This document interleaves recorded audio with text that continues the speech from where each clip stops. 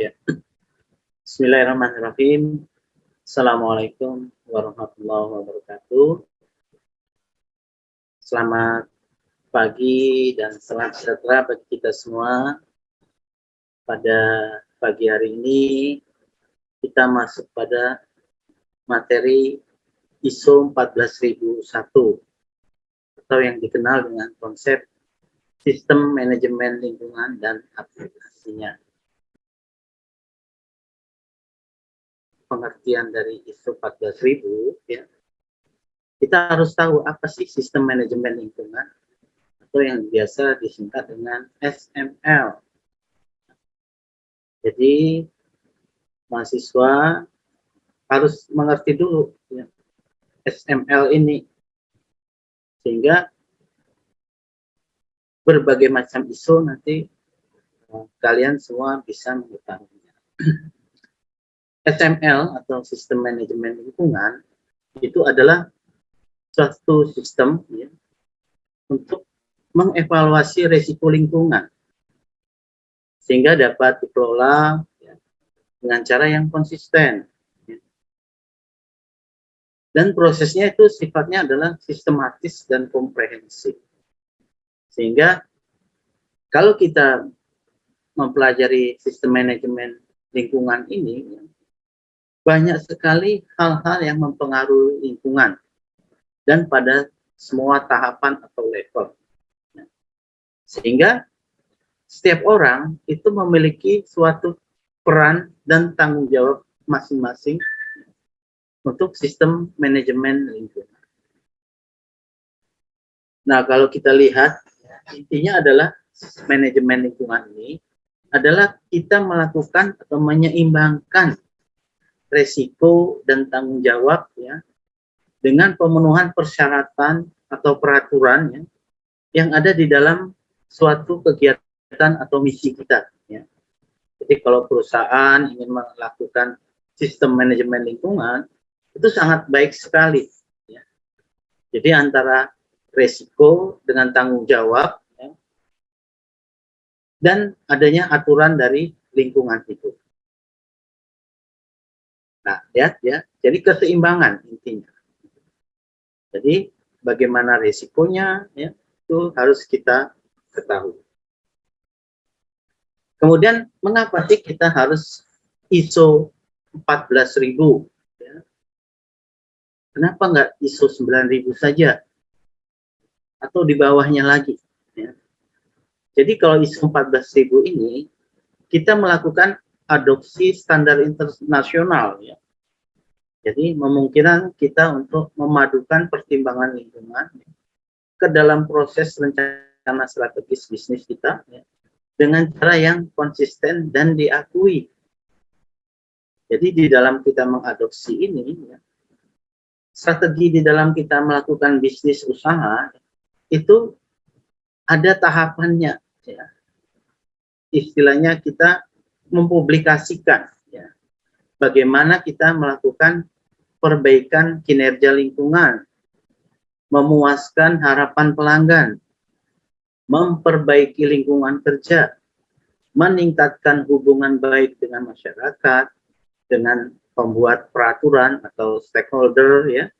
Dan terakhir adalah daya saing bisnis itu. Nah, kalau ini kita lakukan ya, secara bertahap ya, dan serius, konsisten, ya, ya insya Allah perusahaan kita akan lebih terbuka. Jadi siapapun yang ingin berbelanja ya atau melakukan investasi ya ini tahu ya oh ternyata salah satu perusahaan ini sudah menerapkan ISO 14000. Jadi tidak perlu lagi membuka-buka data benar nggak nih perusahaan ini memperbaiki lingkungannya, benar nggak perusahaan ini meningkatkan hubungan baik dengan masyarakat di sekitarnya, bagaimana daya saingnya, itu sudah tidak lagi dilihat kalau sudah kita langsung mengetahui bahwa perusahaan A itu telah bersertifikat ISO 14000. Nah, di dalam ISO ya, ini biasanya selalu konsep model yang harus diterapkan. biasa kita kenal dengan namanya PDCA, Plan, Do, Check, Action. Jadi pada tahap pertama, plan, ya, kita itu melakukan formulasi rencana apa saja yang akan kita lakukan, ya, untuk memenuhi kebijakan lingkungan. Sekarang ini peraturan di bidang lingkungan, ya, apalagi terbitnya PP 22 2001 ini, ya, sangat ketat sekali, ya, peraturan di bidang lingkungan, kebijakannya, ya. Nah, ini yang harus kita coba pelajari di perusahaan, ya. Kita adopsi, ya, apa yang harus kita terapkan. Kalau sekarang seluruh perusahaan itu menjadi kendala adalah yang namanya persetujuan teknis, ya, di dalam pengelolaan air limbah, ya, pengelolaan limbah B3-nya. Nah, kebijakan ini yang harus kita rencanakan ke depannya. Jadi perusahaan itu harus siap untuk melakukan pemenuhan kebijakan di bidang lingkungan. Kemudian do, ya. Ini adalah bagaimana kita menerapkan mekanisme untuk mencapai kebijakan lingkungan. Do, ya, jadi menerapkan. Apa yang harus kita lakukan? Ya. Apakah kita perbaikan IPAL? Apakah kita melakukan modifikasi IPAL? Ya. Ataukah kita melakukan yang namanya peningkatan kapasitas SDM di bidang lingkungan, sehingga kebijakan-kebijakan di bidang lingkungan itu akan selalu menjadi standar perencanaan ke depannya. Kemudian cek. Ini kita biasanya mengendalikan dan mengoreksi pelaksanaannya. Apakah sudah baku ataukah sudah sesuai dengan standar mutu, ya. Ini menjadi kendali kita, ya, di dalam melakukan evaluasi pelaksanaan di bidang lingkungan. Kemudian action, ya. Ini kita kaji ulang, ya. Program itu benar nggak sih meningkatkan kinerja lingkungannya, ya. Bagaimana sih tanggapan dari masyarakat terhadap perusahaan kita, ya. Apakah kita sudah ramah lingkungan? Apakah kita sudah mengadopsi semua kebijakan? Ya. Jadi kita lakukan kaji ulang di setiap program. Nah, jadi SML ini, ya, itu adalah bagian dari sistem manajemen keseluruhan, ya. Sistem manajemen keseluruhan, ya. Apakah itu dari struktur organisasinya, ya.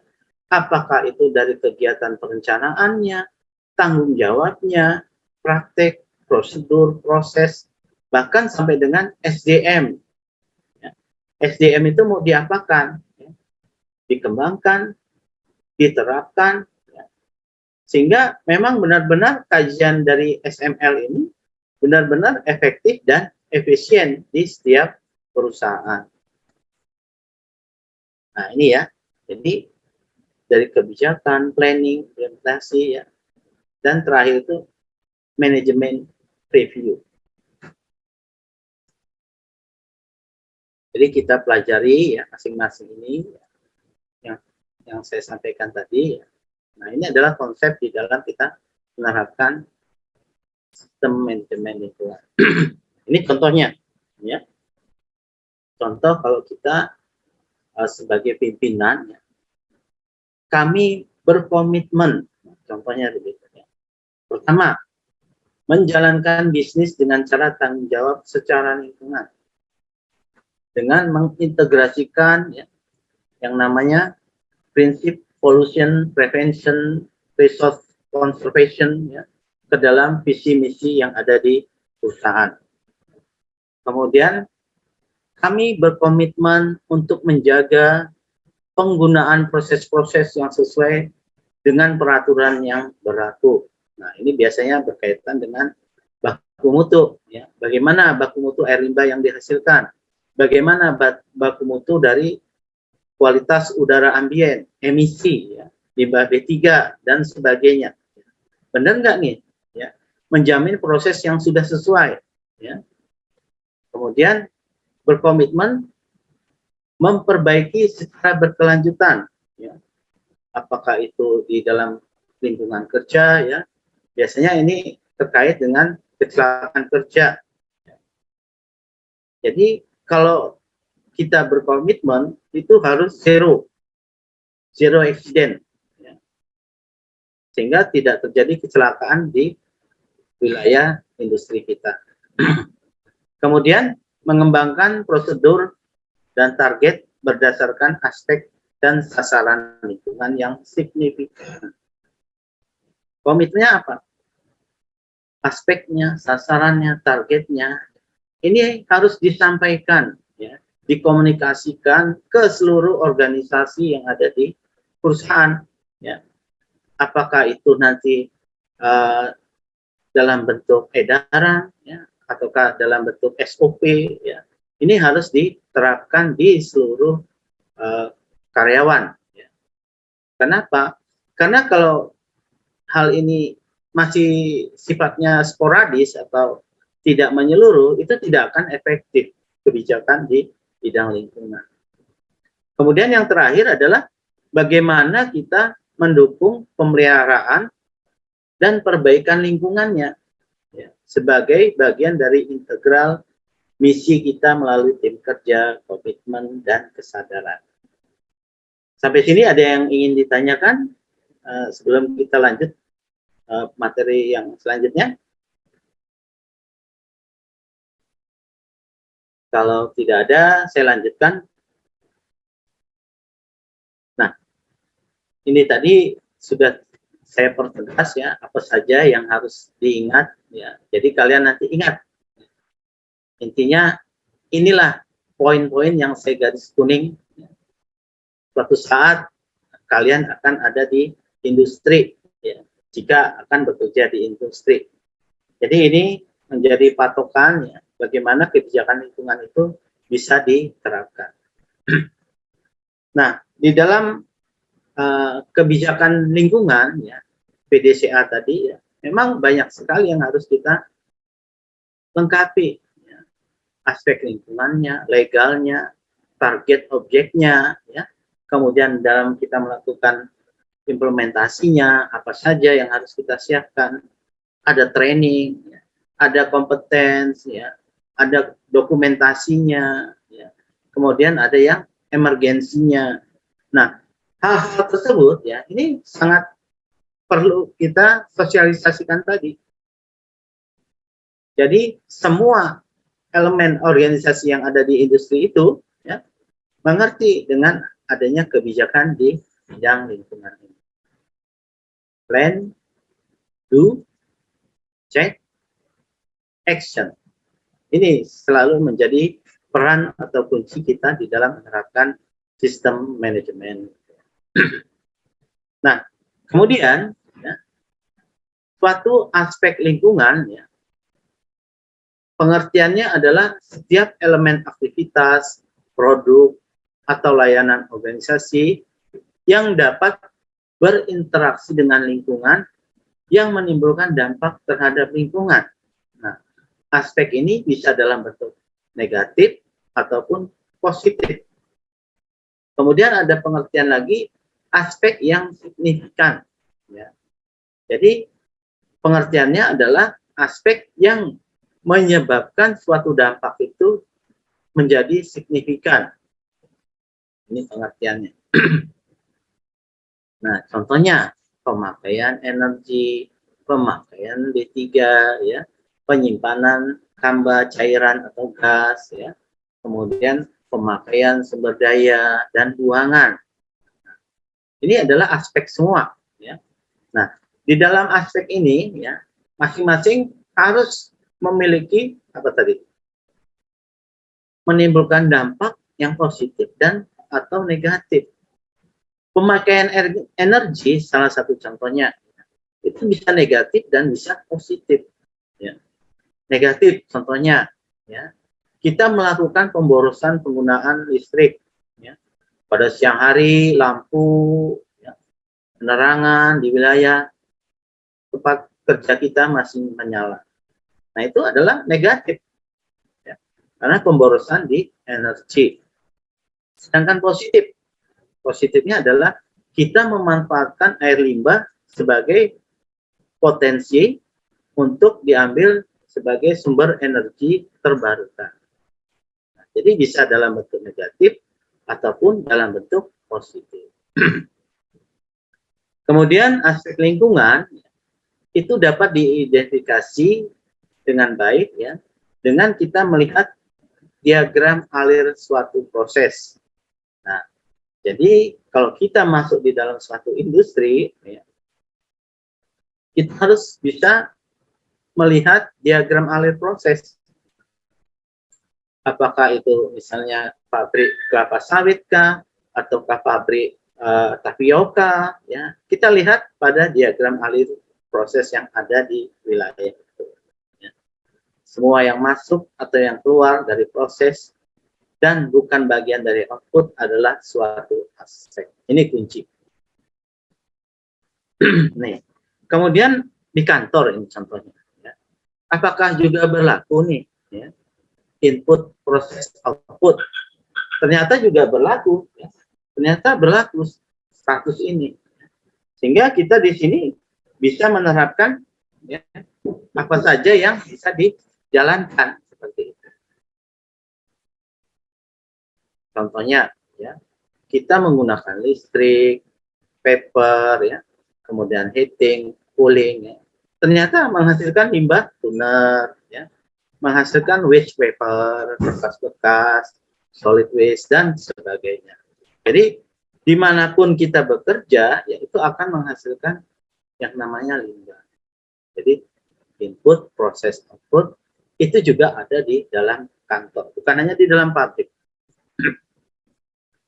Semua peraturan pemerintah, itu baik pusat maupun daerah, ya, yang terkait dengan bisnis itu harus dijamin untuk dipenuhi. Ya. Jadi pemenuhan baku mutu, ya itu sama di industri, ya.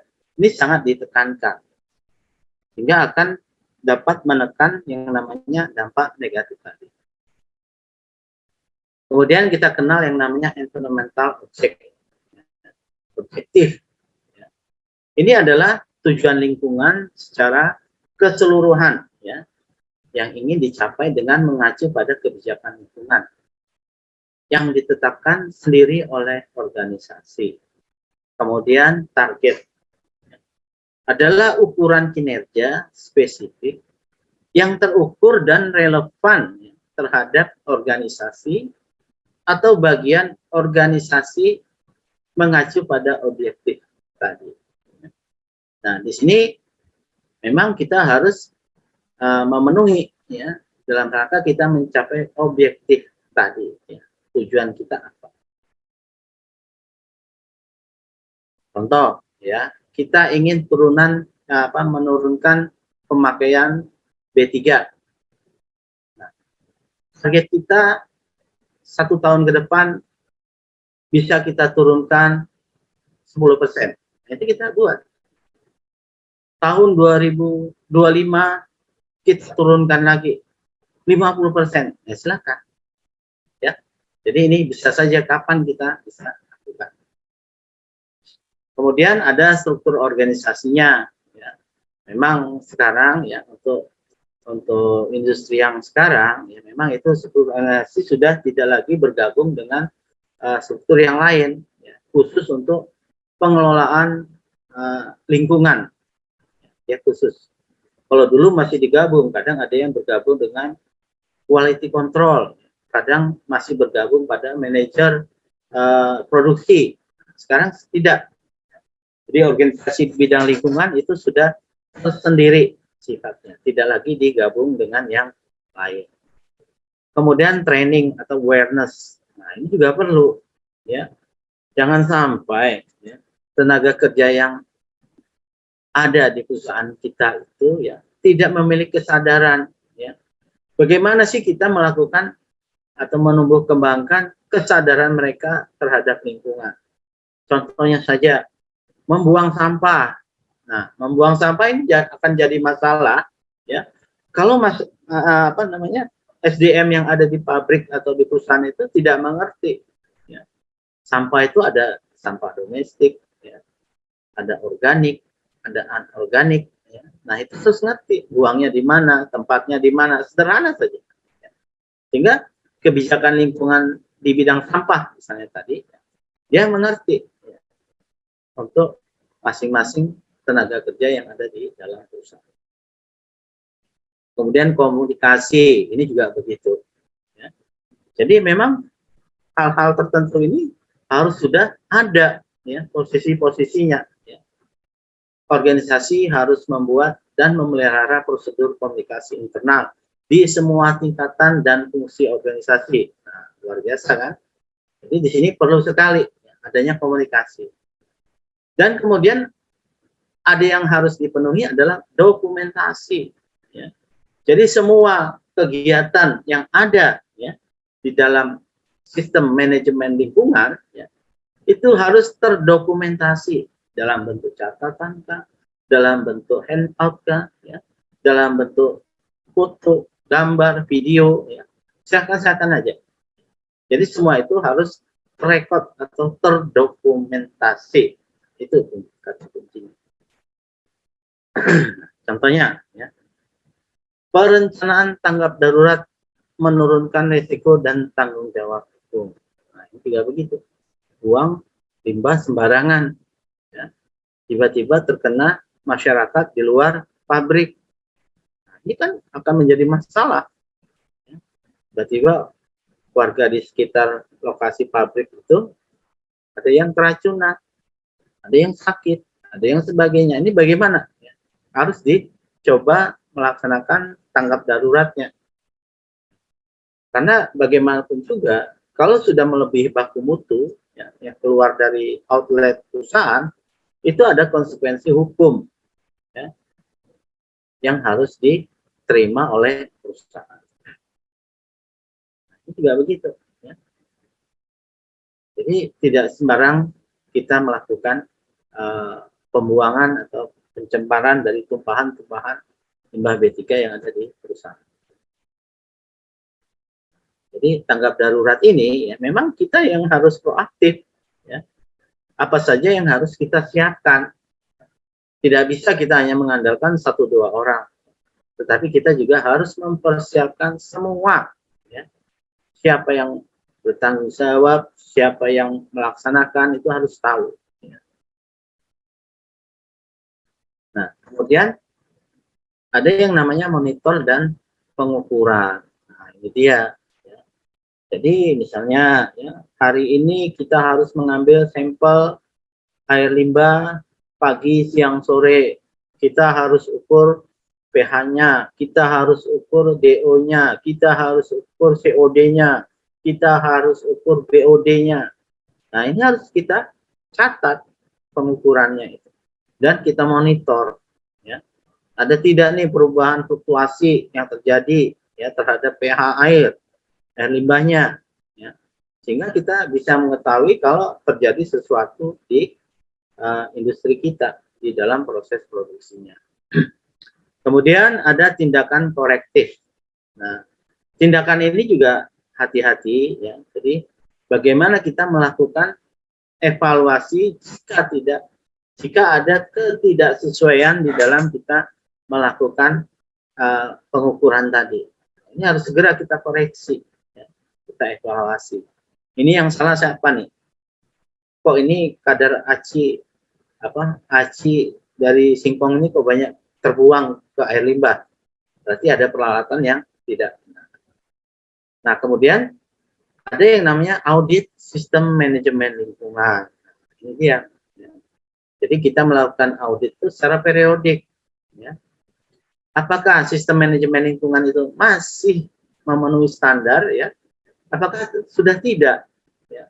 Jadi kita harus cek ini. Ya. Sehingga kita tahu, ya, misalnya ada perubahan-perubahan kebijakan, kita harus segera melakukan audit sistem manajemen. Kemudian ada kaji ulang, ya, kemudian evaluasi, dan perbaikan yang sifatnya berkelanjutan. Nah, ini tahapannya ya, jika kita ingin melakukan ISO, misalnya kita sudah punya ISO 9001, tapi kita mau upgrade nih, ya, ke 14001, ya. Di misalnya fase pertama departemen A, selanjutnya departemen B. Nah, ini tidak bisa kita langsung lakukan seluruhnya, tapi kita harus bertahap di masing-masing departemen. Ini contohnya. Nah, kemudian yang perlu kita ingat adalah tentang kebijakan lingkungan adalah aspek signifikan dan dampak dari aktivitas kerja ya, terhadap lingkungan. Ya. Bagaimana kita melakukan minimisasi dampak tersebut sebisa mungkin. Kemudian sistem pengendalian operasi, ya, SOP-nya, ya, itu harus kita coba benahi. Kemudian jangan lupa ikuti prosedur, ya, semua dikerjakan dengan catatan, ya, jadi tertulis. Kemudian adanya pemeliharaan kemutahiran di dalam kita melakukan training pekerja kita.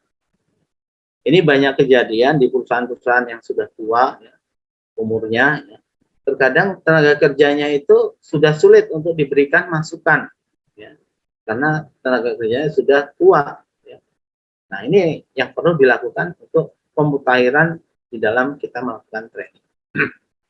Nah, ini adalah kebijakan lingkungan, ya. Nanti silakan dibaca saja, ya. Jadi ini di mana kita yang biasanya kita harus siapkan itu adalah pertama adalah kita memiliki website, kita memiliki homepage, ya. Jadi siapapun yang ingin melihat industri kita itu cukup membuka websitenya atau homepage-nya perusahaan, ya. Benar nggak sih mereka ini melakukan sistem manajemen lingkungan yang benar, ya? Sampai dengan ada nggak sih CSR yang dibantu dari perusahaan untuk masyarakat sekitar? Nah, itu akan terbaca di dalam homepage atau websitenya perusahaan. Sama ini juga begitu, ya. Nanti tinggal kalian baca saja. Nah, ada yang perlu diketahui, ya, bagaimana kita melakukan aspek yang signifikan tadi, ya. Ini yang penting adalah bagaimana kita melakukan pemakaian, ya. Apakah itu energinya, apakah sumber dayanya, ya, ataukah buangannya ke limbah dan penyimpanan kambah yang harus kita jaga hati-hati. Karena banyak sekali kejadian, ya, penyimpanan kambah ini salah di dalam melakukan pengamanannya.